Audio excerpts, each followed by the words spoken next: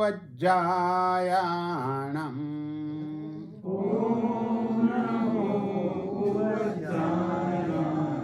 નમો લોએ સબ્બસાહૂણમ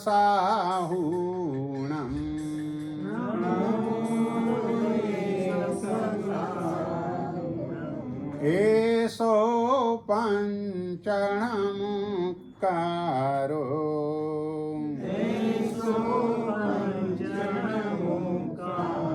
સબ્બ પાવપણાસણો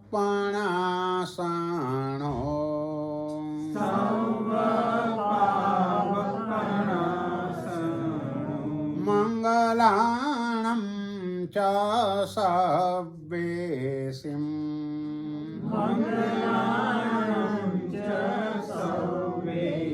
પઢમં હવૈ મંગલમ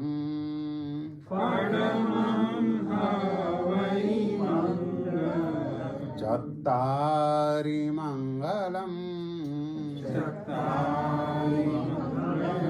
હરિહંતા મંગલમ સિદ્ધા મંગલમ સાહુ મંગલમ કેવલી પન્નતો ધમ્મો મંગલમ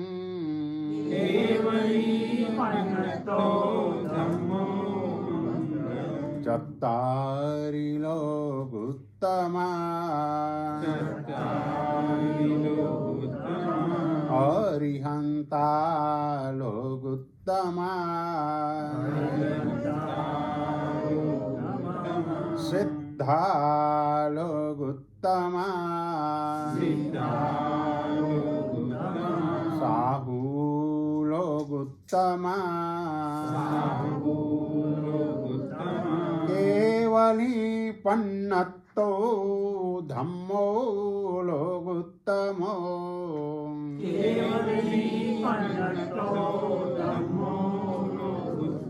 ચત્તારિ શરણં પવજ્જામિ અરિહંતે શરણં પવજ્જામિ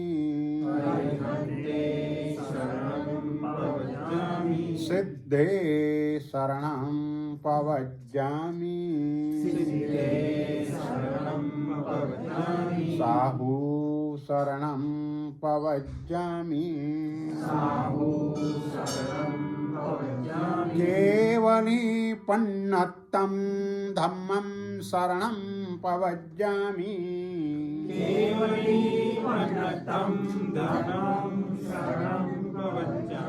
નિવ્વાણમગ્ગે વરજાનકપ્પં પાણાસિયાશેષકુવાઈદપ્પં માયં જીણાણં શરણં ગુહાણં નમામિ નિત્યં દ્વિજગપહાણં 12 નૌકા.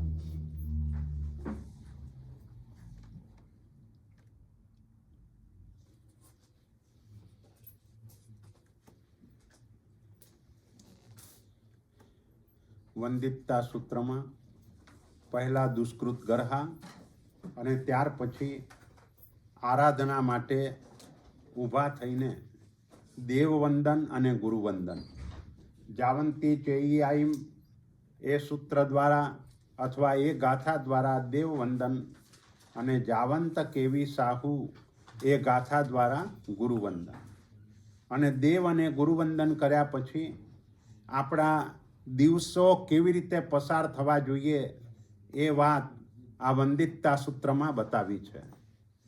ચિર સંચિય પાવ પણાસણી ઈ ભવ સય સહસ્સ મહણીએ 24 જીણ વિણિત ગય કહાઈ વોલંતુ મે દિયહા એટલે મારા દિવસો, દિયહા એટલે દિવસો, મે એટલે મારા દિવસો પસાર થાવ, વોલંતુ એટલે પસાર થાવ. તો કેવી રીતે પસાર થાવ? તો 24 જીણા વીણિત ગય કહાઈ.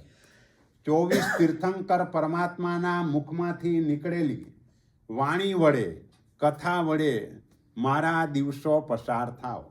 એટલે આપણો દિવસ સ્વાધ્યાય એની અંદર પસાર થાવ, અને સ્વાધ્યાયમાં 24 તીર્થંકર પરમાત્માના મુખમાંથી નીકળેલી એવી વાણી વડે મારા દિવસો પસાર થાવ.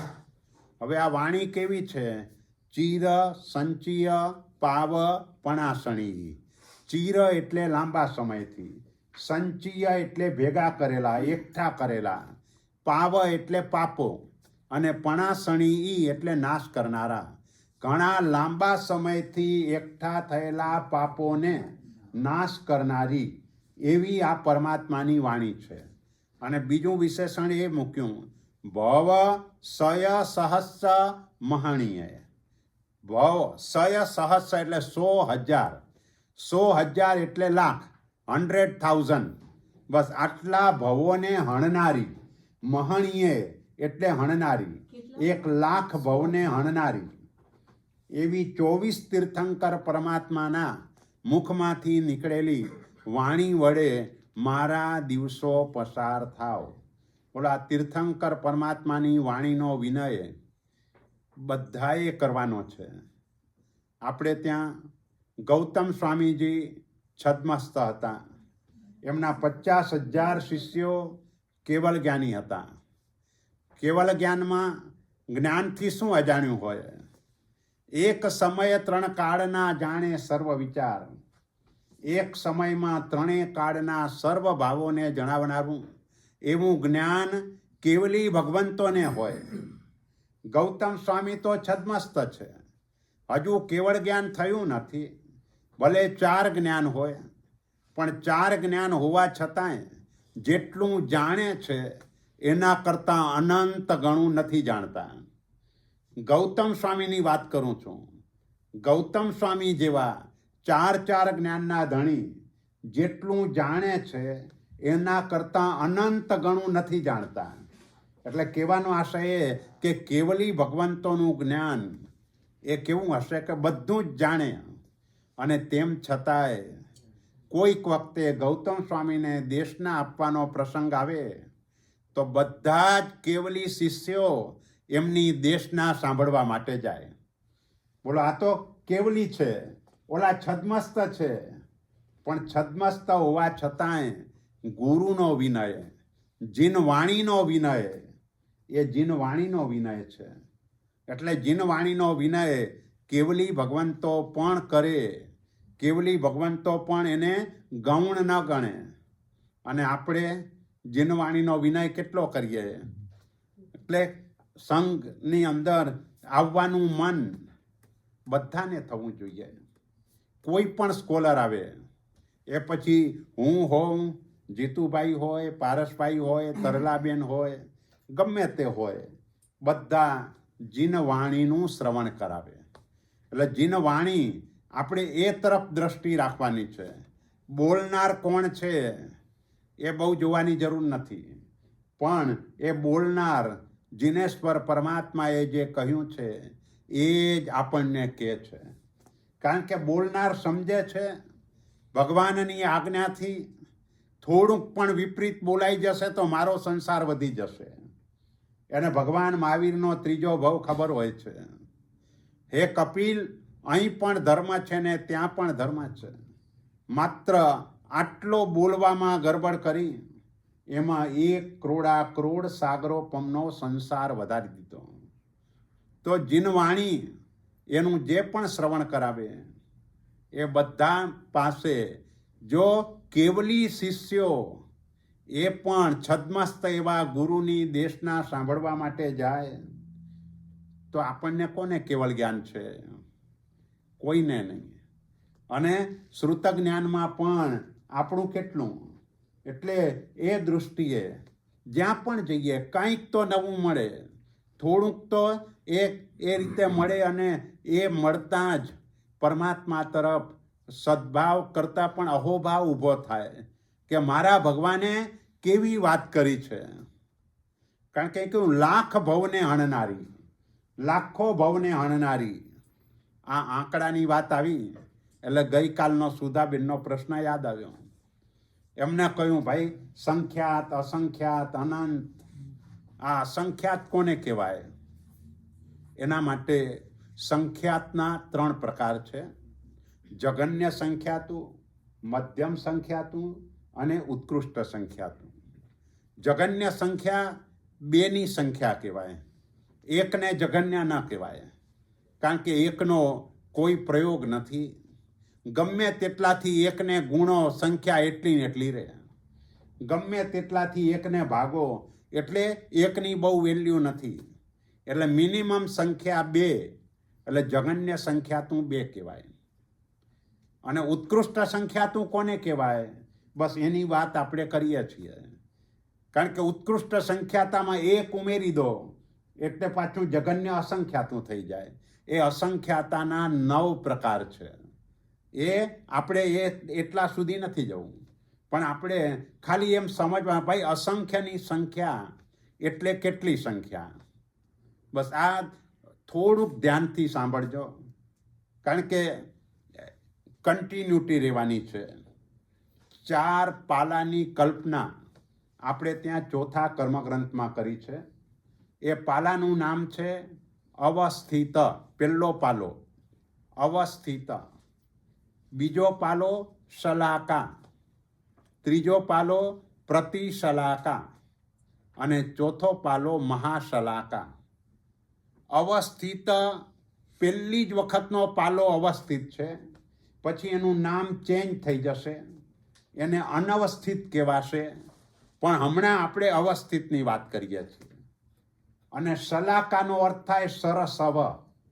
ફરીથી 4 પાલાના નામ બોલું છું: અવસ્થિત, શલાકા, પ્રતિશલાકા અને મહાશલાકા. આ પ્યાલો આપણે પાણી પીવા માટે જે પ્યાલાનો ઉપયોગ કરીએ ને, પણ આ પ્યાલાનું માપ કેટલું? કે 1,00,000 યોજન લાંબો, પહોળો, ઊંડો. આવો પાલો, આટલો મોટો પાલો એટલે પ્યાલો. એટલે એવી રીતે 1,00,000 યોજન લાંબો, પહોળો આવો પ્યાલો હોય, અને એ પાલામાં સરસવના દાણા ભરવાના. બોલો, સરસવ કેટલો નાનો હોય! અને 1,00,000 યોજન જંબુદ્વીપનું જેટલું પ્રમાણ છે. જંબુદ્વીપ પ્રમાણય ચૌપલ્લ પરુવણાઈમ. જંબુદ્વીપના પ્રમાણના આ પ્યાલા તમારે સરસવના દાણાથી ભરવાના. પહેલો પાલો આખોય સરસવના દાણાથી ભરી લેવાનો અને તે શીખા સાથે ભરવાનો. પહેલાં ગામમાં આપણે અનાજ ઓલું ભરવા માટે માપ વાપરતા હતા, અને માપમાં આવી શીખા રહેતી હતી. એ રીતનું શીખા સાથે આ પ્યાલો ભરવાનો, અને શીખા સાથે પ્યાલો ભર્યા પછી એને ઉપાડવાનો. આપણી તાકાત નથી ઉપાડવાની, પણ આ બધી કલ્પના અત્યારે આપણે કરીએ છીએ. ને આ કલ્પના એટલે માત્ર કલ્પના નથી, કેવલી ભગવંતે કહેલી બાબત છે. એટલે પહેલાં એ ક્લિયર રાખજો કે હું જે બોલી રહ્યો છું તે આપણી કલ્પનાની વાત નથી, પણ કલ્પના શબ્દ એટલા માટે વાપરું છું કે જેમ જેમ તમે આગળ સાંભળતા જશો તેમ તેમ આપણી કલ્પના એટલે કે મન પણ કામ નહીં કરે, એ સ્થિતિ આપણી આવશે. એટલે અહીં આવો પાલો એ ભર્યો, અને હવે એક પાલો સરસવનો દાણો તમારે એક દ્વીપમાં, પછી સમુદ્રમાં, પછી દ્વીપમાં, પછી સમુદ્રમાં, એ રીતે નાખતા જવાનું. પહેલો સરસવ જંબુદ્વીપમાં નાખવાનો, બીજો દાણો લવણ સમુદ્રમાં નાખવાનો, ત્રીજો દાણો ધાતકી ખંડમાં નાખવાનો, ચોથો દાણો કાલોદધી સમુદ્રમાં નાખવાનો. અને બીજી હજુ આગળ વાત એ કે પહેલો જે દ્વીપ હોય એના કરતાં પછીનો સમુદ્ર ડબલ હોય, એના પછીનો દ્વીપ ડબલ હોય. જંબુદ્વીપ 1,00,000 યોજનનો, લવણ સમુદ્ર 2,00,000 યોજન, પછી 4,00,000 યોજન, 8,00,000 યોજન, 16,00,000 યોજન, 32,00,000 યોજન, આમ ડબલ એટલું માપ કરતા જવાનું. હવે એક એક પાલો, એક એક સરસવ, પહેલા પાલામાંનો એક એક સરસવ એક એક દ્વીપ અને સમુદ્રમાં નાખતા જવાનું, નાખતા જવાનું, નાખતા જવાનું. હવે છેલ્લો દાણો કયા દ્વીપ સમુદ્રમાં પડશે એ આપણી કલ્પનાની બહાર છે. કારણ કે એક તો સરસવનો દાણો નાનો, પાલો બહુ મોટો છે, ઘણા બધા સરસવ ભરાય, અને એક એક દાણો જ એક એક દ્વીપ સમુદ્રમાં નાખવાનો છે.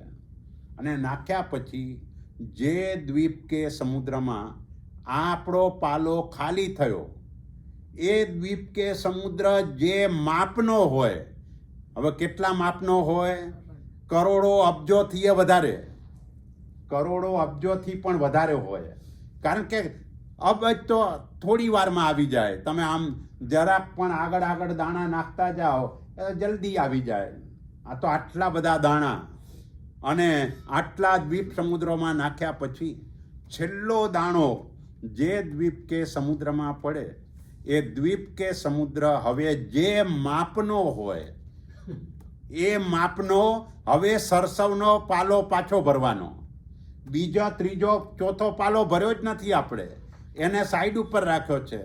જેને સલાકા કહેવાય, પ્રતિસલાકા કહેવાય, મહાસલાકા કહેવાય, એ નથી ભર્યો. માત્ર પહેલો પાલો જ ભર્યો છે. પહેલી વખતે મેં તમને કહ્યું હતું કે એનું નામ અવસ્થિત, એટલે ચોક્કસ માપ છે. પહેલી વખતનું ચોક્કસ માપ છે, જંબુ દ્વીપ જેવડું, એટલે ચોક્કસ માપ છે. પણ હવે ચોક્કસ માપ રહેવાનું નથી. હવે જ્યાં ખાલી થયું એ દ્વીપ કે સમુદ્ર જેવડો હોય એ માપનો આ પહેલો પાલો સરસવના દાણાથી ભરવાનો. હવે શું કરવાનું કે જ્યાંથી સરસવના દાણા નાખવાના બાકી છે ત્યાંથી પાછો આગળ આગળ એક એક દ્વીપ સમુદ્રમાં એક એક દાણો નાખતા જવાનું. હવે છેલ્લો દાણો જે વધે એ બીજા પાલામાં નાખવાનો, જેનું નામ સલાકા છે. હવે પહેલો પાલો ખાલી થયો, હવે જે દ્વીપ કે સમુદ્રે ખાલી થયો એનું જે માપ હોય એ માપનો ફરીથી પહેલો પાલો સરસવના દાણાથી ભરવાનો. બોલો, હવે તો માપ કેટલું બધું વધી જાય.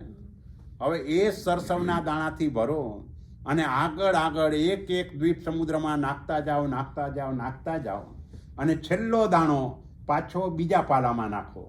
એટલે બીજા પાલામાં 2 દાણા થયા, ત્રીજો પાલો ખાલી છે, ચોથો પાલો ખાલી છે. પહેલો જે પાલો છે, હવે જે દ્વીપ કે સમુદ્રે ખાલી થયો, હવે એનું જે માપ હોય એ માપનો આ સરસવના દાણાથી આ પાલો ભરવાનો. અને હજુ આગળ એક એક દ્વીપ સમુદ્રે નાખતા જવાનું. છેલ્લો દાણો બીજા પાલામાં નાખવાનો. બીજો પાલો નાનો નથી, 1,00,000 યોજનનો છે. એટલે હવે આવી રીતે પહેલા પાલાના છેલ્લા દાણાથી બીજો પાલો ભરવાનો. બોલો, ક્યારે ભરાય? પહેલાના છેલ્લા દાણાથી બીજો ભરવાનો છે, ડાયરેક્ટ ભરવાનો નથી. એક એક દાણો કરતા કરતા તમારો બીજો પાલો ભરાઈ જાય ત્યારે પહેલા પાલાને સાઈડ ઉપર મૂકી દેવાનો. હવે બીજો પાલો ઉપાડવાનો, અને બીજો પાલો ઉપાડો અને હવે જે દ્વીપ કે સમુદ્રથી દાણા નાખવાના બાકી છે તે દ્વીપ સમુદ્રથી એક એક દાણો આગળ આગળ આગળ આગળ નાખતા જવાનું. એનો છેલ્લો દાણો ત્રીજા પાલામાં નાખવાનો. એટલે બીજો પાલો ખાલી થઈ ગયો, પહેલો પાલો ખાલી પડેલો છે, ચોથો એ ખાલી છે, ત્રીજામાં ખાલી એક જ દાણો આવ્યો છે. હવે બીજો પાલો જે જગ્યાએ ખાલી થયો, હવે એને અડવાનું નહીં. હવે એ જે માપનો દ્વીપ કે સમુદ્ર હોય એ માપનો પહેલો પાલો સરસવના દાણાથી ભરવાનો. અને જ્યાંથી દાણા નાખવાના બાકી છે એ દ્વીપ સમુદ્રથી આગળ આગળ એક એક દાણો નાખતા જવાનું. અને એનો છેલ્લો દાણો બીજા પાલામાં નાખવાનો.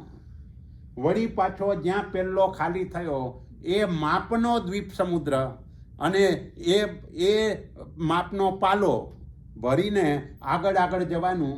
બીજો પાલો બીજો એ સરસવ છેલ્લો બીજા પાલામાં નાખવાનો. આવી રીતે પહેલા પાલાના છેલ્લા દાણાથી ફરીથી બીજો પાલો ભરવાનો. અને બીજો પાલો ભરાઈ જાય ત્યારે આગળ આગળ ચાલી અને છેલ્લો દાણો ત્રીજા પાલામાં નાખવાનો. એટલે ત્રીજો પાલો આવી રીતે ભરવાનો. પહેલાના છેલ્લા દાણાથી બીજો પાલો ભરવાનો, બીજાના છેલ્લા દાણાથી ત્રીજો પાલો ભરવાનો. અને એવી રીતે એ પણ લાખ યોજનનો છે. અને આવી રીતે ભરાઈ જાય ત્રીજો પાલો, ત્યાર પછી એને ઉપાડવાનો. એક એક દ્વીપ સમુદ્રે આગળ આગળ નાખતા જવાનું. છેલ્લો દાણો ચોથા પાલામાં નાખવાનો. હવે બીજો ત્રીજો બધા ખાલી પડ્યા છે. હવે જે જગ્યાએ ત્રીજો પાલો ખાલી થયો એ માપનો ફરીથી પહેલો પાલો સરસવના દાણાથી ભરવાનો. જ્યાંથી દાણા નાખવાના બાકી છે ત્યાંથી આગળ આગળ દ્વીપ સમુદ્રમાં એક દાણો નાખતા જવાનું અને છેલ્લો દાણો બીજા પાલામાં નાખવાનો. આવી રીતે પહેલા પાલાના છેલ્લા દાણાથી બીજો પાલો ભરવાનો, બીજા પાલાના છેલ્લા દાણાથી ત્રીજો પાલો ભરવાનો અને ત્રીજા પાલાના છેલ્લા દાણાથી ચોથો પાલો ભરવાનો. આખો ચોથો પાલો ભરાઈ જાય પછી એને ઉપાડવાનો નહીં, એને એમ જ રહેવા દેવાનો. હવે શું થયું? આ ચોથો પાલોમાં ત્રીજા પાલાનો દાણો ગયો છેલ્લે, અને ત્રીજો પાલો હવે જે જગ્યાએ ખાલી થયો એ દ્વીપ કે સમુદ્રનું જે માપ હોય એ માપનો પહેલો પાલો સરસવના દાણાથી ભરવાનો, એક આગળ નાખતા જવાનું. એનો છેલ્લો દાણો એનાથી બીજો અને બીજાના છેલ્લા દાણાથી ત્રીજો પાલો ભરવાનો. હવે ત્રીજો પાલો ભરાય ત્યારે ઉપાડવાનો નહીં, રહેવા દેવાનો. હવે જ્યાં બીજો પાલો ખાલી થયો એ માપનો ફરીથી પહેલો પાલો સરસવના દાણાથી ભરવાનો. જ્યાંથી બાકી છે ત્યાંથી આગળ આગળ દ્વીપ સમુદ્રમાં એક દાણો નાખતા જવાનું અને છેલ્લો દાણો બીજા પાલામાં નાખવાનો. આવી રીતે પહેલા પાલાના છેલ્લા દાણાથી જેટલું પણ થાય એ બધાને તમે બીજો પાલો હવે ભરાઈ જાય પછી ઉપાડવાનો નહીં. અને હવે જે દ્વીપ કે સમુદ્રમાં આ પહેલો પાલો ખાલી થયો એ માપનો પાછો ફરીથી પહેલો પાલો આખો ભરવાનો. હવે 4 પાલા ભરાઈ ગયા. હવે 4 પાલા ભરાઈ ગયા તો હવે શું કરવાનું? તો કે તમે જેટલા દાણા વેરી આવ્યા છો એ બધાને ભેગા કરો અને આ 4 પાલા એના દાણાને ભેગા કરો. હવે આટલું કરો અને આટલું કર્યું એને તમે આમાંથી એક સંખ્યા ઓછી, એક ગણીને એક જ સંખ્યા ઓછી, એને ઉત્કૃષ્ટ સંખ્યાતું કહેવાય. બોલો, અસંખ્યાતની વાત પછી, પણ આને ઉત્કૃષ્ટ સંખ્યાતું કહેવાય. હવે પાણીના એક ટીપામાં કેટલા જીવ? તો કે આપણે અત્યારે જે સંખ્યા ગણી એ સંખ્યાને એટલી સંખ્યા સાથે એટલી વખત મલ્ટીપ્લાય કરવાનું. એટલે કેટલું થાય? ધારો કે 1000ની સંખ્યા છે, સમજવા માટે 1000ને 1000ની સાથે 1000 વખત ગુણાકાર કરવાનો અને જેટલા થાય એટલા. પાણીના એક ટીપામાં આપણે આ 4 પાલાના બધા દાણા ભેગા કરીએ, વેરી આવ્યા બધા દાણા ભેગા કરીએ, જેટલી સંખ્યા બધી મળીને થાય એટલી સંખ્યાને એટલી સંખ્યાની સાથે એટલી વખત ગુણાકાર કરીએ. આટલા પાણીના એક ટીપામાં જીવ છે એટલે અસંખ્યાતા. આટલા નમકના એક નાનકડા ટુકડામાં જીવ છે, આટલા અગ્નિના કણિયામાં જીવ છે, આટલો જે સામાન્ય પવન આપણને આવે એમાં પણ આટલા બધા જીવો છે. ગાજર, બટાટા, મૂળા, કાંદા, લસણની વાત નથી કરતો, એ તો ઘણું આગળ છે હજુ, પણ આ માત્ર આની વાત છે. હવે એ અનંતકાય જેને આપણે કહીએ છીએ એ અનંતકાય માટે હજુ આને રાશિ અભ્યાસ, આને શાસ્ત્રમાં રાશિ અભ્યાસ કહેવાય.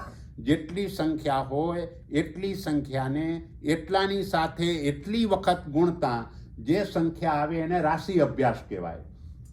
એટલે પહેલી વખતે રાશિ અભ્યાસ કર્યો તો આ અસંખ્યાતનું આવ્યું.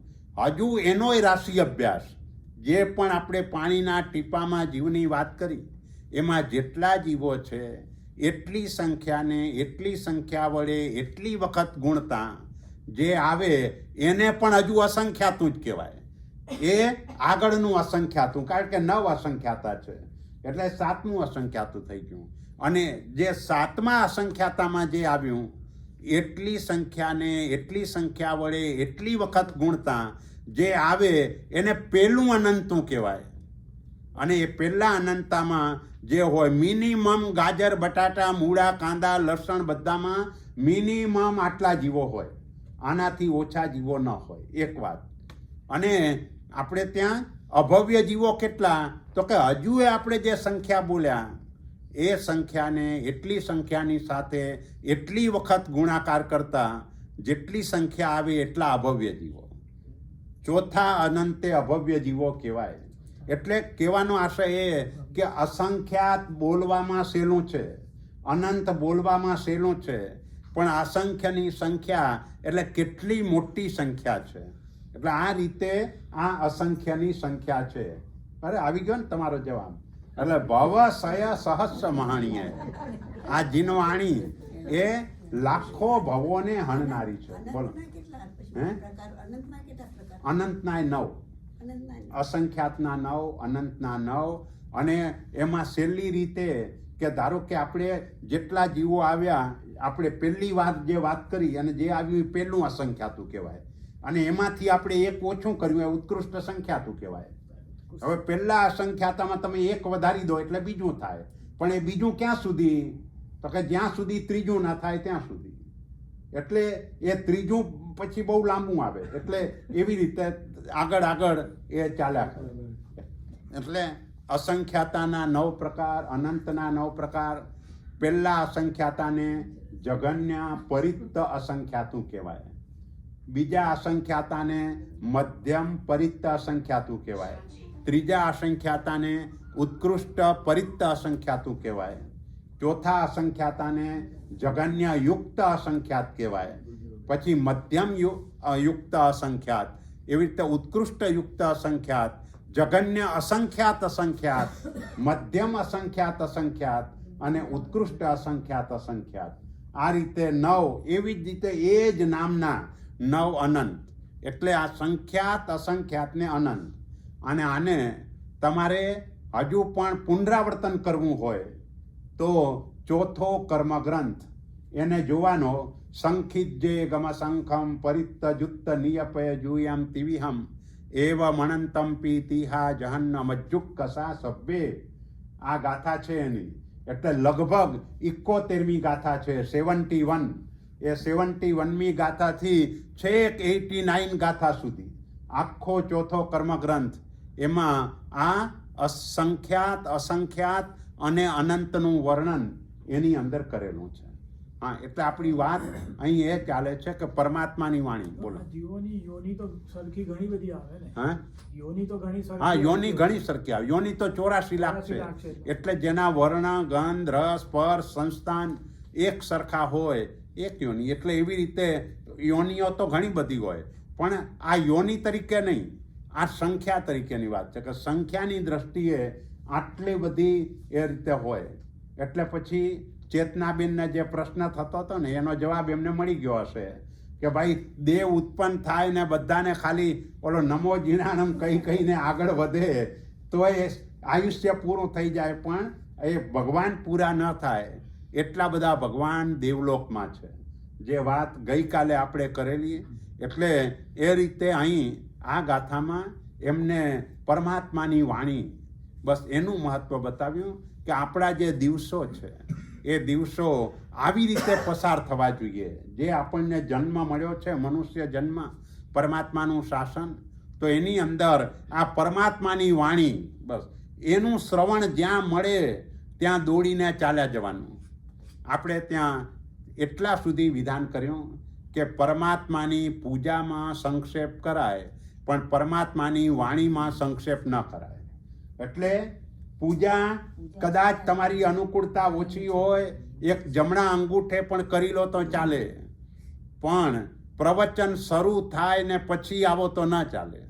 કારણ કે જીન વાણીનો અનાદર કહેવાય. જીન વાણીનો વિનય એ છે કે ગુરુ આવે એના પહેલા હાજર થઈ જવું જોઈએ. પણ સ્કૂલમાં શું હોય, વિદ્યાર્થી પહેલા આવે કે શિક્ષક પહેલા આવે?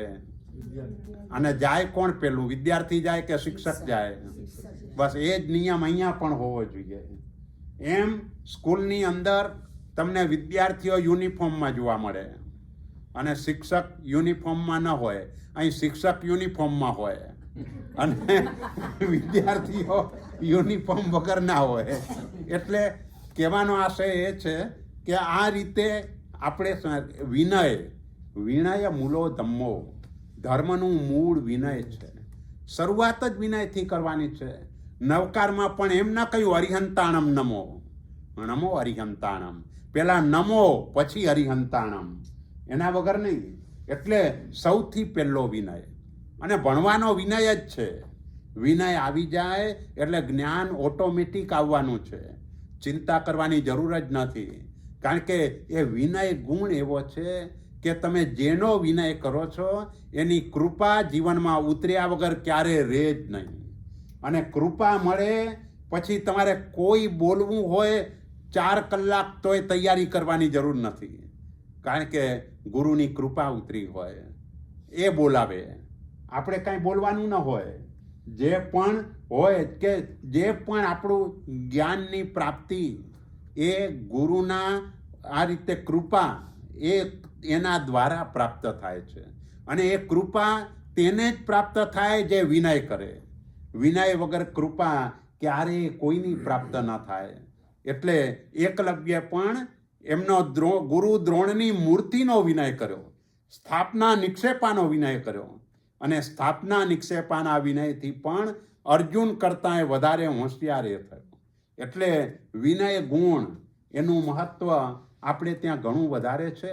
અને એટલે જ ભગવાને પણ જ્યારે છેલ્લી દેશના આપી, જેને આપણે ઉત્તરાધ્યયન સૂત્રના નામથી ઓળખીએ છીએ, એમાં પહેલું અધ્યાયન જ વિનય અધ્યાયન બતાવ્યું.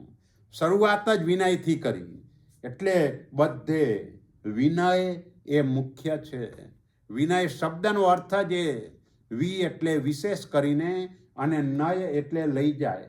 આપણા આત્મા ઉપર રહેલા 8 કર્મોને જે વિશેષે કરીને આત્માથી દૂર લઈ જાય એનું નામ વિનય. આત્માથી છૂટું પાડી દે એનું નામ વિનય. એટલે વિનયની અંદર પછી તમે એમ કહો ભાઈ આ શિક્ષક તો 10 મિનિટ લેટ આવ્યા, એ કાંઈ જોવાનું જ ન હોય. હંમેશા જ્યારે પણ ભણવાનું હોય તે વખતે એની અનુકૂળતા જ જોવાની હોય. એ પછી ખાલી 5 મિનિટ આવીને ચાલ્યા જાય તોય મનની અંદર લેશ માત્ર પણ દુર્ભાવ સુદ્ધા પણ ન થવો જોઈએ. એટલે માત્ર ધાર્મિક માટે વાત નથી કરતો, વ્યવહારિકને પણ આ જ લાગુ પડે. કારણ કે એ પણ 1, 2, 3, 4ની સંખ્યા કે ABCD એનાથી તો આ જ્ઞાન ભણાય છે. એના વગર આ જ્ઞાનની પ્રાપ્તિ નથી થતી. એટલે જેટલું આપણે પ્રધાનતા વિનયમાં ધર્મની દ્રષ્ટિએ ગણીએ છીએ એટલી જ પ્રધાનતા વ્યવહારની દ્રષ્ટિએ પણ ગણવાની છે. એટલે વ્યવહારિક જ્ઞાનમાં પણ આ પ્રકારનો વિનય તે હોવો જોઈએ. એટલે આ રીતે પરમાત્માની વાણી એના 2 વિશેષણ બતાવ્યા કે લાંબા સમયથી એકઠા થયેલા કર્મો એને નાશ કરનારી, પાપ કર્મોને નાશ કરનારી. કારણ કે જીનવાણી શ્રવણ કરીએ એટલે ખ્યાલ આવે કે મારા જીવનમાં આવા પાપો થયા છે. ઘણી વખતે આપણે એને પાપ તરીકે ઓળખતા જ ન હોઈએ તો પછી એનો પશ્ચાતાપ કેવી રીતે થાય, એનું પ્રાયશ્ચિત્ત કેવી રીતે થાય. કેટલાય લોકો એવા છે કે હોટલમાં જઈને મજેથી ખાઈ આવે અને એને એમ લાગતું જ નથી કે મેં પાપ કર્યું. કારણ કે એને સમજ જ નથી. થિયેટરમાં જઈને પિક્ચર આમ સારી રીતે ઘણા જોતા હોય પણ મેં પાપ કર્યું એવું એને લાગે જ નહીં, સમજ જ નથી. જીનવાણી શ્રવણ કરે તો આ સમજ આવે. બોલા વંદિતતા સૂત્રની આપણે જે અતિચારોનું વર્ણન કર્યું એની અંદર કેટલો ઝીણો ઝીણો પણ ખ્યાલ આવે કે આને પણ પાપ કહેવાય, આને પણ પાપ કહેવાય, આને પણ પાપ કહેવાય, એ મારે ન કરવું જોઈએ. બસ એટલું પણ થયું ને, જીનવાણી શ્રવણથી આ કરવા યોગ્ય નથી, ખાલી આટલું સમજાયું એટલે કરવાનો પ્રસંગ પણ ઊભો થાય તો ગમે નહીં. અને ગમે નહીં તો રસ ન રેડાય, રસ ન રેડાય તો સજા ઓછી થાય. એ પાપનો રસ જ ન હોય તમને એ પાપ હેરાન જ ન કરી શકે, એ જ પ્રકારનું પાપ થઈ જાય. એટલે અહીં આપણે આ પરમાત્માની વાણી આવા લાંબા સમયથી ઘણા કાળથી આપણા આત્મા ઉપર જે અશુભ કર્મો ભેગા થયા છે એ અશુભ કર્મોનો નાશ કરનારી છે અને લાખો ભવને હણનારી, એટલે આપણા સંસારને મર્યાદામાં લાવી દે, સંસારને ટૂંકો કરી નાખે. જીનવાણી શ્રવણ કરતા કરતા એવો અહોભાવ ઊભો થઈ જાય કે સમ્યક દર્શન પણ થઈ જાય અને સમ્યક દર્શનની સાથે સર્વવૃત્તિ સ્વીકારવાનોય ભાવ આવી જાય અને સ્વીકારીને એવા ભાવમાં ચડી જાય કે કેવલ જ્ઞાન સુધી પણ પહોંચી જાય. એટલે લાખો ભવને હણનારી, અત્યારે આ જ ભવમાં કેવલ જ્ઞાન ન થઈ શકે એટલે જુદી વાત છે, પણ જ્યારે એવો સમય ચાલતો હોય તેવા સમયે તમે આપણી ધર્મ કથાઓ એ તમે જુઓ. ઓલો ચિલાતી પુત્ર, ઉપસમ, વિવેક અને સંવર, 3 શબ્દો ગુરુ મહારાજે આપ્યા અને 3નું ચિંતન કરતા કરતા ઓલો સુષમાનું મસ્તક કાપીને આવ્યો છે. અને તોય આ 3 પદો જે પશ્ચાતાપપૂર્વક જે થયો કેવળ જ્ઞાન, બોલે આટલો પશ્ચાતાપ, પણ એ પશ્ચાતાપ ક્યારે થયો? સદગુરુનો યોગ થયો. સદગુરુએ આ 3 શબ્દો આપ્યા, ઉપસમ, વિવેક અને સંવર, અને 3 શબ્દોનું ચિંતન કરતા કરતા છેક કેવલ જ્ઞાન સુધી પહોંચી જવાયું. એટલે આ રીતે મહાપુરુષો જે પણ થયા, મોટા પાપ કરનાર પણ એ જ ભવે કેવળ જ્ઞાન પામીને મોક્ષે ગયા છે. એનું કારણ માત્ર ને માત્ર જીનવાણી છે, એના સિવાય એ શક્ય જ નથી. એટલે જીનવાણી એનું મહત્વ આપણે ત્યાં ઘણું વધારે છે. સદગુરુ પધારે તો ઉત્તમ, પણ આ દેશનું તો એવું સૌભાગ્ય નથી કે કોઈ પણ પંચમહાવ્રતધારી ગુરુ અહીં આવીને તમને ધર્મ સમજાવે. તો પછી એના પ્રતિનિધિ તરીકે જે પણ આવ્યા હોય, કોઈ પણ હોય, તો તે સમયે એના મુખેથી જીનવાણી શ્રવણ એનો અવસર મળતો હોય તો પણ પ્રમાદ ન કરાય. એટલે આપણે ત્યાં વિચાર કરો, તમે પુખ્ખર અવર સૂત્ર બોલો છો અને એ સૂત્રની અંદર શ્રુત જ્ઞાન એના માટે કેટલું મહત્વ બતાવ્યું. ગણધર ભગવંતોનો સામાન્ય નિયમ એ કે કોઈ પણ વખતે એકની એક વાતનું પુનરાવર્તન ન કરે.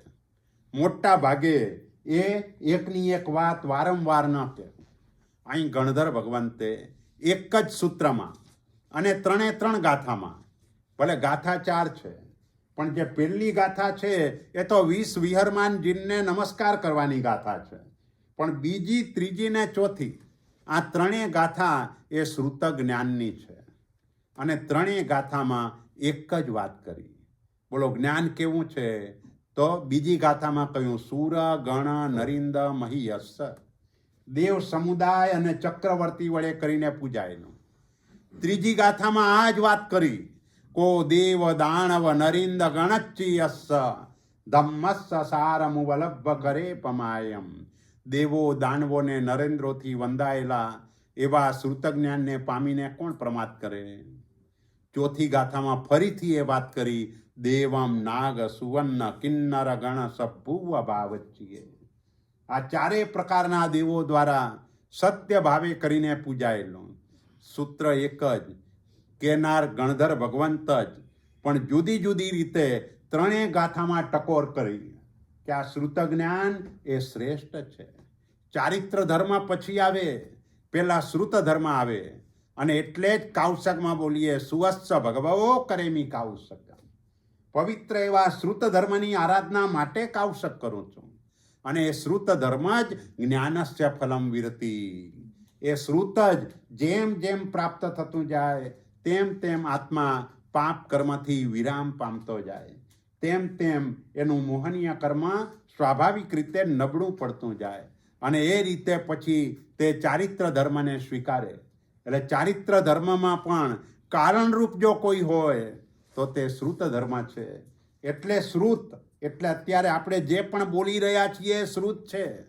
આપણને જોઈએ છે કેવળ જ્ઞાન, પણ કેવળ જ્ઞાન થયા પછી એ બીજા ઉપર ઉપકાર કરવો હોય તો શ્રુત જ્ઞાન જોઈએ, કેવળ જ્ઞાનથી ન થાય. તીર્થંકર પરમાત્મા પણ ધર્મતીર્થની સ્થાપના કરે એ શ્રુત જ્ઞાન છે. એટલે જે પણ લેવડ દેવડ થાય છે, એકબીજા પર ઉપકાર થાય છે, એ શ્રુત જ્ઞાનના માધ્યમથી થાય છે. મતિ જ્ઞાન આપણની પાસે બુદ્ધિ હોય કોઈને આપી ન શકાય. અવધિ મન પર્યવ કેવળ થયું હોય તો કોઈને આપી ન શકાય. એક જ શ્રુત એવું છે કે તમે બીજાને આપી શકો. અને આ ધન એવું છે કે જેમ આપો એમ વધે. જેમ આપતા જાઓ એમ વધતું જ જાય, વધતું જ જાય, વધતું જ જાય. પૈસા તમે તિજોરીમાંથી કાઢતા જાઓ તો ઓછા થાય. અમે તિજોરીમાંથી કાઢતા જઈએ તો અમારું વધ્યા જ કરે. કારણ કે એ તમારા પ્રશ્નો પણ એવા આવે કે એ પ્રશ્નોથી પણ સમાધાન કરવાનું આવે એટલે વધે, અનુભવ વધે, જ્ઞાન વધે. એટલે એ રીતે લાભનું કારણ જ થાય. એટલે બીજો સ્વાધ્યાય થઈ ગયો પૃચ્છના. અને પૃચ્છના સ્વાધ્યાય એનો જવાબ ક્યારે આપી શકાય? પરાવર્તના, અનુપ્રેક્ષા ને ધર્મકથા હોય તો. એ ન હોય તો તમે એનો જવાબ ના આપી શકો. એટલે કહેવાનો આશય એ છે કે આ પરમાત્માની વાણી કેટલો મોટો ઉપકાર કરે છે. લાખો ભવોને કાપી નાખવાનું કામ આ પરમાત્માની વાણી દ્વારા થાય છે. એટલે અહીંયા કહ્યું, લાંબા સમયથી એકઠા કરેલા પાપોનો નાશ કરનારી, લાખો ભવોને હણનારી, 24 તીર્થંકર પરમાત્માના મુખમાંથી નીકળેલી એવી વાણી વડે મારા દિવસો પસાર થાવ. આપણી પાસે જે આગમ છે એ પરમાત્માની જ વાણી છે. પરમાત્માની હાજરીમાં પરમાત્મા બોલી ગયા, પણ ગણધર ભગવંતોએ સૂત્ર રૂપે ગૂંથ્યું. એટલે કંઈ અર્હત વક્ત્ર પ્રસૂતમ, અરિહંત પરમાત્માના મુખમાંથી નીકળેલું, પણ ગણધર રચિતમ, એને ગણધર ભગવંતોએ સૂત્ર રૂપે ગૂંથ્યું. અને પછીના આચાર્ય ભગવંતોએ એના ઉપર નિર્યુક્તિ લખી, ભાષ્ય લખ્યું, ચૂર્ણી લખી, ટીકાઓ કરી. અને એ બધું આપણા સુધી પહોંચ્યું છે. એટલે માલ બધો પરમાત્માનો છે. જે પણ આ છે પેકેજિંગ બદલાય. પેકેજિંગ એ કાર્ડ જે હોય એ પ્રમાણે પેકેજિંગ કરવું પડે. એ વખતના જે વખતનો જીવ હોય એને સમજાવવા માટે ગુરુ ભગવંતો એનું પેકેજિંગ કરે. કારણ કે માર્કેટિંગ તો જ થાય ને. પરમાત્માની વાણી એ પણ બધાને સાંભળવાનું, અને એ કેવી રીતે થાય? એટલે આ રીતે આ ગાથામાં. ત્યાર પછીની ગાથા, મમ મંગલમ હરિહંતા સિદ્ધા સાહુ સુવમ ચ ધમ્મો સંમદ્દિઠ્ઠિ દેવા દિંતુ સમાહિમ ચ બોહિમ ચ. અહીં મંગલ તરીકે કહ્યું. મંગલ એટલે અહમ અને મમ, એને જે ઓગાળી દે એનું નામ મંગલ. જેનાથી હું અને મારું એ મટી જાય એને મંગલ કહેવાય. અને હું અને મારું એ કોણ મટાડે? અરિહંતા, અરિહંત પરમાત્મા. એનું શરણ એ સ્વીકારીએ તો ક્યાંય હું અને મારું એ કોઈ જગ્યાએ આવે નહીં. કોઈને જ્ઞાનની બાબતમાં અભિમાન હોય અને અરિહંતને નજર સામે રાખે તો કેટલું જ્ઞાન? ટીપા જેટલું નહીં, એનાથી ઓછું. એટલે કોઈ પણ જગ્યાએ આ બધા મંગલ એવા છે કે એના શરણે જાઓ એટલે અહમ ઓગળી જાય. અને આ જન્મમાં એને જ ઓગાળવાનો છે. કારણ કે બાહુબલીજી ખાલી થોડું માન હતું, તપ કરું પણ ભગવાન પાસે પછી જાઉં, મને કેવળ જ્ઞાન થાય.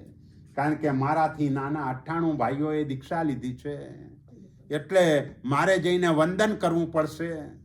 કેવળ જ્ઞાન થઈ જાય પછી જાઉં એટલે વંદન ન કરવું પડે. બોલો, આટલું માન હતું કે મારે નમવું નથી, એના માટે કેવળ જ્ઞાન મેળવવું છે. અને એના માટે સાધના કરવા લાગી ગયા. કેવી સાધના કરી? શરીરે પંખીઓએ માળા બનાવી દીધા, વેલડીઓ વીંટાઈ ગઈ, આટલો ઘોર તપ વગેરે કર્યો, કેવળ જ્ઞાન ન થયું. બ્રાહ્મી સુંદરીએ આવીને કહ્યું, વીરા મોરા ગજ થકી ઉતરો. અને પોતાને ખ્યાલ આવી ગયો કે હું અભિમાનના હાથી ઉપર છું. પગ ઉપાડ્યો રે વાંદવા ઉપન્યું કેવલ નાણ. જેવો વંદન કરવા માટે પગ ઉપાડ્યો એવું કેવલ જ્ઞાન થયું. એટલે ખાલી આટલો માન કસાય હતો, બીજું કાંઈ નહોતું. મારા ભાઈઓ પાસે પછી જાઉં કે જેથી મારે વંદન ન કરવું પડે, તો એ અટકી ગયો. એટલે મનુષ્ય ગતિની અંદર સૌથી વધારે આ માન કસાય છે. નરકમાં ક્રોધ વધારે હોય, કારણ કે એકબીજા નારકોને જોઈને એક શેરીનો કૂતરો બીજી શેરીના કૂતરાને જોઈને ભસે, એવી જ રીતે એનું પૂર્વભવનું વૈર ઉછળી પડે. વિભંગ જ્ઞાનથી દેખાય આ મારો પૂર્વજન્મનો વૈરી છે. એટલે ક્રોધ કસાય ત્યાં વધારે હોય, માયા તિર્યંચમાં વધારે હોય. તમે વૃક્ષને પણ જુઓ, એના જે ફળો હોય ને એને પાંદડા ઢાંકીને રાખે, એટલે કોઈ લઈ ન જાય. એટલે આ પણ માયા છે. એટલે આ રીતે તિર્યંચ ગતિમાં હંમેશા માયાનું પ્રમાણ વધારે હોય. એટલે જ તત્વાર સૂત્રમાં કહ્યું માયા તૈર્યજ્ઞો નસ્ય. કોઈ માયા કરે, કપટ કરે ને આયુષ્યનો બંધ કરે તો તિર્યંચ ગતિમાં ચાલ્યો જાય. એટલે તિર્યંચ ગતિમાં માયા છે.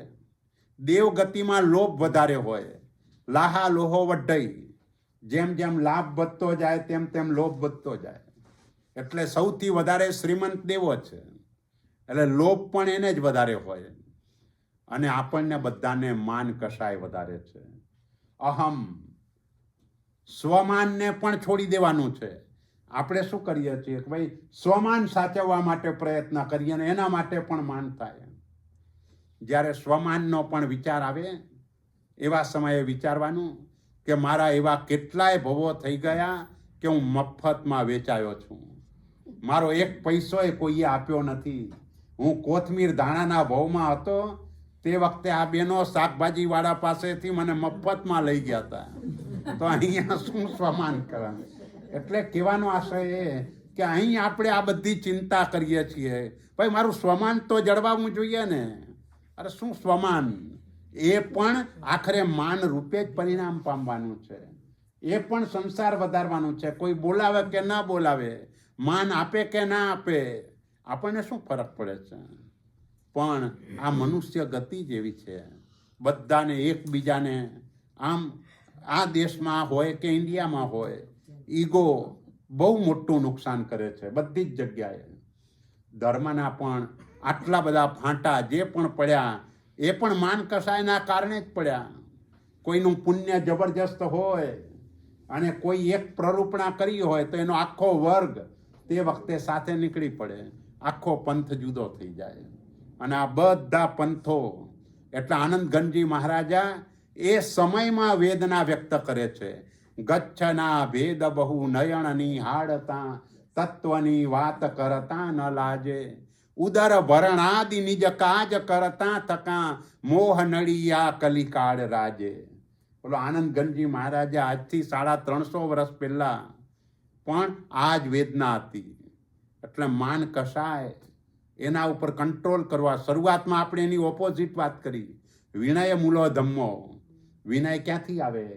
માન જાય તો વિનય આવે. જ્યાં સુધી માન હોય ત્યાં સુધી વિનય ના આવે. અને એટલે જ ભગવાનનું પહેલું જ અંગ વિનય માટે છે. પહેલા અંગૂઠાની પૂજા જ વિનય માટે છે. અને વિનય માટે 2 અંગ, ખભો પણ વિનય માટે, અહંકારનો નાશ કરવા માટે એટલે કે વિનય માટે. 9 અંગમાંથી 2 અંગ વિનય માટે છે. એટલે વિનય ગુણની પ્રધાનતા છે. માન કસાય એને આપણે આ રીતે દૂર કરવાનો છે સમજપૂર્વક. એટલે અહીં કે છે મંગલ એટલે અહમ અને મમ, એને જે ઓગાળી નાખે એનું નામ મંગલ કહેવાય. અને આ મોહ રાજાનો મંત્ર છે. અહમ મમેતિ મંત્રોયમ મોહસ્ય જગદાંધ્યકૃત. આખા જગતને આંધળો કરનારો જો કોઈ મંત્ર હોય તો હું અને મારું. બોલો દિવસમાં કેટલી વખત બોલાય હું અને મારું? આ ઘર મારું, આ કપડાં મારા, આ ઘડિયાળ મારી, આ મોબાઈલ મારો, આ પૈસા મારા, પત્ની મારી, આ બધું કેટલું રાગપૂર્વક એ બધું બોલાય છે. એટલે એને દૂર કરવા માટે કેવો પ્રયત્ન કરવો પડે, કેટલા ભવોથી આ બધાને મારું માનતા આવ્યા છીએ. અને એ મારું છે જ નહીં. મારું તેને કહેવાય જે કાયમ માટે મારી સાથે રહેવાનું હોય. બોલો, આ શરીરે કાયમ રહેવાનું નથી તો એને મારું કેવી રીતે કહેવાય? એટલે મારું એટલે જ્ઞાન, દર્શન, ચારિત્ર વગેરે ગુણો એ મારા છે. આમાંનું કંઈ મારું નથી. આ બધું આંખ મીચાતા આપણે બધું છોડીને ચાલ્યા જવાનું છે. યાદે નહીં હોય કે કેટલું મૂકીને આવ્યો છું. દીકરાનું શું થાય છે એ પણ પછી કાંઈ ખબર નહીં પડે. અને અહીં બધા પોતપોતાના કર્માનુસાર પ્રવૃત્તિઓ કર્યા કરશે. પણ આપણે મોહ દશામાં એવા અંજાઈ ગયા છીએ કે એ લોકો માટે પણ ભેગું કરીએ અને એને આપણું આખું લાઈફ જ આમાં ચાલી જાય. આખી લાઈફ આમને આમ જ પસાર થઈ જાય અને ક્યારે આયુષ્ય પૂરું થઈ જાય ખબર ન પડે. અને બીજી વખત ક્યારે મળશે એ કાંઈ ઠેકાણું નહીં. એટલે આ સિચ્યુએશન આપણા બધાની છે. એટલે કે મામા મંગલમ અરિહંતા સિદ્ધા સાહુ સુવમ ચ ધમ્મો. જો સામાન્ય રીતે આપણે 4 શરણમાં અરિહંત, સિદ્ધ, સાધુ અને ધર્મ આટલું જ બોલતા હોઈએ છીએ. અહીં એક શબ્દ વધારે મૂક્યો, સુવમ ચ ધમ્મો. સુવમ એ વધારે મૂકવાનું કારણ એ છે કે પછીનો જે ધર્મ છે એ ચારિત્ર ધર્મ છે. અને એ ચારિત્ર ધર્મ શ્રુતના માધ્યમથી આવવાનો છે. માટે સુવમ વચ્ચે મૂકી દીધું. શ્રુત કારણ કે એનો ક્ષયોપશમ જેમ વધતો જાય અને એની સાથે સાથે મોહનીય કર્મનો ક્ષયોપશમ વધે તેમ તેમ દેશવીરતિ અને સર્વવીરતિ ચારિત્ર તરફ આત્મા આગળ વધે. જ્યાં સુધી તમારો જ્ઞાનાવર્ણ્યનો ગમે તેટલો ક્ષયોપશમ હોય પણ મોહનીય કર્મનો ઉદય જ ચાલુ હોય, ક્ષયોપશમ હોય જ નહીં, તો તમે નાનું પણ પચ્ચખાણ કે કંઈ કરવાનું મન ન થાય. એટલે મોહનીયનો પણ ક્ષયોપશમ જોઈએ. એટલે આ ગાથામાં એમને એમ કહ્યું કે મને અરિહંત પરમાત્મા એટલા માટે કે મારા ઉપકારી છે, અહીં સુધી મને પહોંચાડનાર અરિહંત પરમાત્મા છે. અને એટલે જ નવકારનું જે પહેલું પદ બોલીએ છીએ, અણમો અરિહંતાણમ. ન એટલે નથી, મો એટલે મારું. જે પણ મને મળ્યું છે તે મારું નથી, અરિહંત પરમાત્માનું છે. કારણ કે જે મળ્યું છે એને તમે પુણ્ય ગણતા હો તો પુણ્ય ધર્મથી થાય છે અને ધર્મના બતાવનારા અરિહંત પરમાત્મા છે. એટલે એ દૃષ્ટિએ બધું જ અરિહંતનું છે, આપણું કંઈ નથી. એટલે અહીં સુધી પહોંચાડનાર એ અરિહંત પરમાત્મા છે. અને એમને બતાવેલો ધર્મ એ આપણે જે જગ્યાએ ડેસ્ટિનેશન સ્થાન અરિહંતનું હતું એ જ ડેસ્ટિનેશન સ્થાને આપણે પહોંચવાના છીએ. એ સિદ્ધ છે. એટલે સિદ્ધને પણ આપણે મંગલ તરીકે કહીએ છીએ. કારણ કે આપણું ડેસ્ટિનેશન સ્થાન એ છે. એ નક્કી કર્યું છે કે મારે ત્યાં જવાનું છે. અને એ ત્યાં જવા માટે સાધુપણું જોઈએ. એટલે સાહુ. પછી સુવમ ચ ધમ્મો, શ્રુત ધર્મ એ પણ. અને પછી એ શ્રુત ધર્મમાંથી જ આગળ દેશવીરતિ, સર્વવીરતિ વગેરે આવે. પણ આગળ સાહુ શબ્દ એમણે એ રીતે મૂકી દીધો. તો આ બધું જ મને મંગલ રૂપે હો. અને પછી કહ્યું મને આપો. પણ કોની પાસે પ્રાર્થના કરે છે? દેવ પાસે. ભગવાન નહીં, દેવ. પણ દેવ પાસે કયા દેવો? સમ્યક દૃષ્ટિ દેવો. માણીભદ્ર એ સમ્યક દૃષ્ટિ દેવ કહેવાય. તો એની પાસે માગે છે સંમત દિઠ્ઠિ દેવા દિંતુ સમાહિમ ચ બોહિમ ચ. સમ્યક દૃષ્ટિ દેવો મને સમાધિ અને બોધિ આપો. એટલે દેવની એવી પ્રસન્નતા થાય કે જે પ્રસન્નતાના કારણે આપણને ધર્મ માર્ગમાં બધી અનુકૂળતા કરી આપે. અને ક્યાંક તીવ્ર અસાતા વગેરે નિકાચિત કર્મનો ઉદય હોય તો તેવા સમયે પણ એના પ્રભાવે સમતાની પ્રાપ્તિ થાય, એટલે સમાધિ મળે. અને બોહિમ ચ બોધિ, સમ્યક દર્શન, એને તો આપણે બધે જ મહત્વ આપીએ છીએ. બોલો, એક ચૈત્યવંદન કરીએ એમાં લોગસ સમય બોલીએ આરુગ્ય બોહિલાભમ. આગળ જતા નમુત્થુણમમાં બોહિ દયાણમ. ઉવસગહરમમાં તા દેવ દિજ્જ બોહિમ જય વીરાયમાં સમાહી મરણમ ચ બોહિ લાભો અરિહંત ચૈયાણમમાં બોહિ લાભ વત્તી આયે. બોલો, આખું ચૈત્ય વંદનમાં આની જ માગણી બધી જગ્યાએ કરીએ છીએ, કારણ કે ધર્મનું મૂળ એ છે. એટલે સમ્યક દૃષ્ટિ દેવો પાસે આપણે યાચના કરીએ છીએ કે મને આપો, પણ સમાધિ અને બોધિ. પૈસા આપો એવી વાત નથી કરતા. મને સારી કન્યા મળી જાય કે સારી જોબ મળી જાય, આવી કોઈ વાત દેવદેવી પાસે આપણે નથી કરતા. મને સમાધિ, બસ સમતા અને બોધિ, બસ એ મને આપો. અને ત્યાર પછી આખું પ્રતિક્રમણ આપણે કયા કારણથી કરીએ છીએ, એ પ્રતિક્રમણ કરવાના 4 કારણો એ પછીની ગાથામાં બતાવ્યા છે. પડી સિદ્ધાણમ કરણે કિચ્ચાણમ અકરણે પરિક્રમણમ અસદ્દહણે અતહા વિવર્ય પરુવણાય. પ્રતિક્રમણ શાના માટે કરવાનું? કે પડી સિદ્ધાણમ કરણે, જીનેશ્વર પરમાત્માએ જે કાર્યોનો નિષેધ કર્યો છે એવા કાર્યો આપણાથી થઈ ગયા હોય તો એના માટે પ્રતિક્રમણ છે. ભગવાને રાત્રે ખાવાનો નિષેધ કર્યો, આપણે ખાતા હોઈએ તો પણ પ્રતિક્રમણ કરવાનું. અભક્ષ્ય ખાવાનું નથી અને તેમ છતાંય આપણે અભક્ષ્ય ખાઈએ તો પણ પ્રતિક્રમણ કરવાનું. કે કોઈ પણ બાબતમાં, જે બાબતમાં પરમાત્માએ નિષેધ કરેલો છે એવી કોઈ પણ પ્રવૃત્તિ કે વૃત્તિ એટલે મનમાં વિચાર, પ્રવૃત્તિ એટલે કાયાથી, વૃત્તિ કે પ્રવૃત્તિ ભગવાનની આજ્ઞાથી વિપરીત થઈ જાય તો એના માટે પ્રતિક્રમણ. આ પહેલું કારણ કે જીનેશ્વર પરમાત્માએ નિષેધ કરેલા કાર્યો આપણા જીવનમાં થાય તો પ્રતિક્રમણ કરવાનું. બીજું, કિચ્ચાણમ અકરણે, ભગવાને જે કરવા યોગ્ય કહ્યું છે એ ન કર્યું હોય તો પણ પ્રતિક્રમણ કરવાનું. ભગવાને કહ્યું શ્રાવકે રોજ 6 કાર્યો કરવા જોઈએ: જીન પૂજા, ગુરુ મહારાજની સેવા, સ્વાધ્યાય, સંયમ એટલે સામાયિક, તપ એટલે નવકારસીને 23-24 મિનિમમ, અને દાન. આ 6 રોજ કરવાના છે. એવી રીતે પર્વના પણ કર્તવ્યો હોય. પર્યુષણના 5 કર્તવ્યો છે, વાર્ષિક 11 કર્તવ્યો છે. જીવન દરમિયાન 36 કાર્યો કરવાના છે. જે મણહ જીણાણમ માણમ, એની અંદર 36 કાર્યોનો ઉલ્લેખ કર્યો છે કે દરેકે પોતાનું જીવન સમાપ્ત થાય એના પૂર્વે એને 36 કાર્યો પોતાના જીવનમાં કરવા જોઈએ. અને આ કાર્યો આપણે ન કર્યા હોય તો પણ પ્રતિક્રમણ કરવાનું. એટલે પહેલું કારણ, ભગવાને જેનો નિષેધ કર્યો છે એ પ્રવૃત્તિ આપણાથી થઈ હોય, ભગવાને કરવાનું કહ્યું છે તે આપણે ન કર્યું હોય. અને અસદ્દહણે, પરમાત્માના વચનમાં અશ્રદ્ધા, અવિશ્વાસ એ જો હોય.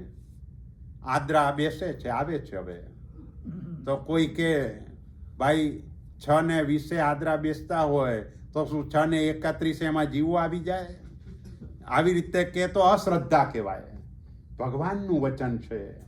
આદ્રા નક્ષત્ર બેસે પછી તમે કહો કે અહીં અમેરિકામાં તો કેરી જ પછી આવે છે, તો ના ચાલે.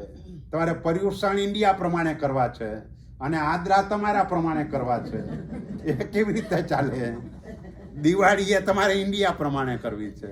અને જ્યાં ઓલે ખાવાની લાલસા આવે ત્યાં કે ભાઈ હવે આ દેશમાં તો હવે કેરી આવે છે સારી, હવે તો પછી અત્યારે કેવી રીતે છોડી દેવાય?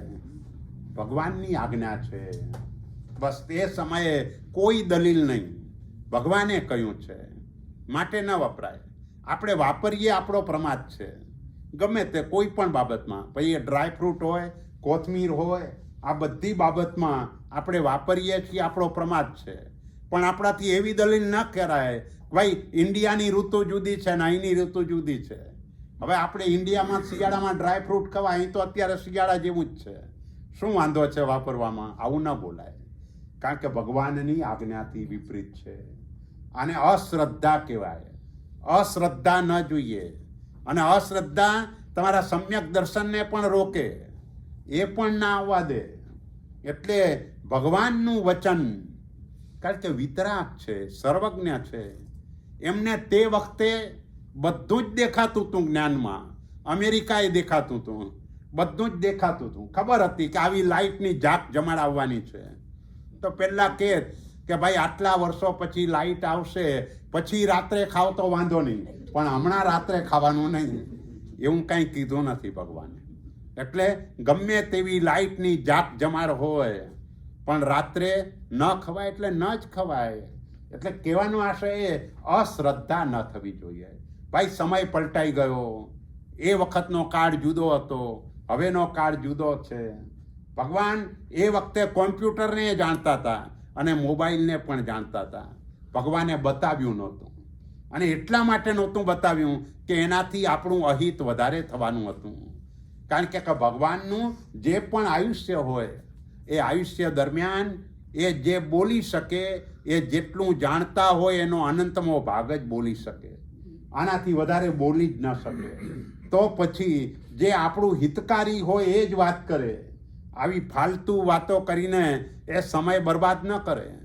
એટલે એ સમયે પણ આ બધા જ સાધનો ભગવાનના જ્ઞાનમાં દેખાતા હતા. અને આજે આપણે જોઈએ છીએ કે એના કારણે બધો સમય, આ વોટ્સએપને કેટલો સમય ખાઈ જાય છે. લોકો વારંવાર જોયા જ કરે, કેટલો સમય ખવાઈ જાય. એટલે એ દૃષ્ટિએ જોવા જઈએ તો જે આપણી આરાધનાની લિંક એ ક્યાંય જામે જ નહીં. તમે કરો ભલે આગળ પાછળ, પણ ધ્યાન જેવું પ્રતિક્રમણ કે સામાયિક પૂરું થાય એટલે મોબાઈલમાં મેસેજ જોવા બેસી જાય. ભાઈ કોઈનો મેસેજ તો નથી આવ્યો ને, કાંઈ તો નથી ને, એટલે તરત જ એટલે એ જ વિચારો ચાલતા હોય. એટલે આ બધા જ આપણા આત્માને અહિત કરનારા સાધનો છે. ભૌતિક દૃષ્ટિએ ભલે આપણને આમાં લાભ દેખાતો હોય, પણ આધ્યાત્મિક દૃષ્ટિએ બહુ જ મોટું નુકસાન આ બધી વસ્તુઓથી આપણા આત્માને થાય છે. એટલે અહીં સાવધ બનવાનું છે. એટલે ત્રીજું કારણ પ્રતિક્રમણનું કહ્યું, અશ્રદ્ધા. ભગવાનના વચન ઉપર વિશ્વાસ ન હોય, શ્રદ્ધા ન હોય તો. અને ચોથું કારણ વિવર્ય પરુવણાય. ભગવાને કહ્યું એનાથી વિપરીત પ્રરૂપણા કરી હોય. ભગવાને કહ્યું છે કે 9 તત્વો છે, એના બદલે બોલે 8 જ તત્વ છે. કે આવી રીતે વિપરીત પ્રરૂપણા જ્યાં પણ થાય તો એ પણ એનું પણ પ્રતિક્રમણ કરવાનું છે. એટલે આ 4 કારણો પ્રતિક્રમણ કરવાના છે. કારણ કે વંદિતું સૂત્ર એ પ્રતિક્રમણ આવશ્યકનું સૂત્ર છે. એટલે પ્રતિક્રમણ નામનું આવશ્યક કોને કોને સાચવવાનું? આ કાળમાં બધાને. કારણ કે આ 4માં બધા આવી જાય. ભગવાને નિષેધ કર્યો છે એ કરવાથી એમાંય આપણે બધા આવી જઈએ. ભગવાને કહ્યું છે ન કરવાથી એમાંય આવી જઈએ. કદાચ આપણું સમ્યક દર્શન મજબૂત હોય તો અશ્રદ્ધા ન હોય કે વિપરીત પ્રરૂપણા, એમાં પણ જે લોકો વધારે ઉપયોગ રાખે એની ન થાય. જો ઉપયોગ ન રહે તો આ પણ થવાની શક્યતા છે. વાતમાં પણ થઈ જાય. કોઈક વખતે એકબીજાની સાથે વાત કરતા કરતા પણ ભગવાને કહ્યું છે, કારણ કે પોતે સાંભળ્યું હોય એ સાચું, એવી પકડ આવી જાય તો એને સંભળાવનાર જે હોય એની ભૂલ હોય, પણ એની ભૂલ સામેની વ્યક્તિને એના ઉપર શ્રદ્ધા છે એટલે એનું વચન માનવાના. પણ એને પકડીને આપણે બેસી ગયા, સાચું સમજાઈ જાય પછી એને છોડી દેવાનું છે. પણ કોઈ સાચી વાત કરે અને તેમ છતાંય આપણે છોડવા તૈયાર ન થઈ જઈએ તો પછી એ વિપરીત પ્રરૂપણા આગળ ચાલ્યા કરે અને ઘણાને નુકસાન કરે. એટલે એ બાબતમાં આપણે ઓપન રહેવાનું. કોઈ પણ વખતે મારું તે સાચું એમ નહીં, સાચું તે મારું. મારું તે સાચું એ નહીં, મારું હું ખોટો પણ હોઈ શકું, પણ જે સાચું હોય એ બધું મારું. પછી જીવનમાં એપ્લાય થાય કે ન થાય બીજા નંબરની વાત છે, પણ ભગવાને કહ્યું છે એ બધું જ સાચું છે. એમાં ક્યાંય શંકા કરવા જેવી નથી અને એ બધાને માને. પણ કોઈ એનાથી વિપરીત વાત કરે અને પોતાની પકડ જુદી હોય તો પછી હું બોલું છું એ જ સાચું આવું જો કરવા જાય તો ફેંકાઈ જાય. એટલે આ પ્રતિક્રમણ કરવાના 4 કારણો છે. ત્યાર પછી સર્વ જીવરાશિની સાથે ક્ષમાપના. ખામેમી સબ્બ જીવે સબ્બે જીવા ખમંતુ મે મિત્તિ મે સબ્બ ભૂએષુ વેરમ મજ્જ ન કેણઈ. મજ્જમ નથી, મજ્જ છે. ઘણા લોકો વેરમ મજ્જમ ન કેણઈ બોલતા હોય છે, પણ વેરમ મજ્જ ન કેણઈ. હું સર્વ જીવોને ખમાવું છું. સર્વે જીવો મને પણ ખમાવો, એટલે સર્વ જીવો મને પણ ક્ષમા આપો. હું બધાને ક્ષમા આપું છું. એટલે આજના દિવસે પ્રતિક્રમણ કરીને આપણે કહ્યું કે ભાઈ હું તમને ખમાવું છું, ક્ષમા આપું છું. અને પછી આવતીકાલે એને ગઈકાલની ભૂલ યાદ કરાવો, તો પછી ખામેમી સબ્બ જીવે ન કહેવાય. ખામેમી સબ્બ જીવે એટલે તમે ક્ષમાપના આપી, એનો અર્થ એ કે તમે બધાની ભૂલને ભૂલી ગયા. તમારા મનમાંથી એ ભૂલ કાયમના માટે ડિલીટ થઈ ગઈ. જો યાદ રહી જાય તો પછી એ જ્યારે વ્યક્તિ સામે આવે તે વખતે જૂની વાતો થાય, અને જૂની વાતો થાય એનો અર્થ એ કે ક્ષમાપના નથી કરી, ખાલી શબ્દોથી ક્ષમાપના કરી, ભાવથી ક્ષમાપના નથી થઈ. એટલે કોઈને પણ જૂની વાત યાદ કરાવીએ ને એ રીતે કરીએ તો એ સાચી ક્ષમાપના ન કહેવાય. ખામેમી સબ્બ જીવે, હું બધાને ક્ષમા આપું છું અને બધા મને પણ ક્ષમા આપો. મારી પણ ઘણી બધી ભૂલો થઈ છે. જે જીવ પ્રત્યે મારી જે પણ ભૂલ હોય એ બધાની હું પણ માફી માગું છું, ને બધા પણ મને માફી આપો. મિત્તિ મે સબ્બ ભૂએષુ, મારે સર્વ જીવોની સાથે મૈત્રી છે. મારે ઘણા મિત્રો છે એમ નહીં, બધા જ મારા મિત્રો છે. ઘણા લોકો કે મારે તો બહુ ઘણા મિત્રો છે, 1000 હોય, લાખ મિત્રો હોય, પણ બધા ફેસબુકના ને વોટ્સએપના મિત્રો હોય, એ નહીં. અહીં સર્વ જીવરાશિ, અનંત જીવરાશિ, આ બધાની સાથે મારે મિત્રતા છે. એ પ્રકારનો ભાવ આપણે લાવવાનો છે. મિત્તિ મે સબ્બ ભૂએષુ, જગતના સર્વ જીવોની સાથે મૈત્રી. એટલે શું થાય? જેની સાથે તમે વાતચીત કરો બધે આનંદ જ આવે. કારણ કે આ જે મૈત્રી છે ને સાકર જેવી છે. સાકર મોઢામાં મૂકો એટલે મીઠાશ જ આવે. કોઈ પણ જીવ આપણને મળે એટલે અંદરથી આનંદ જ થાય, કારણ કે મિત્ર છે.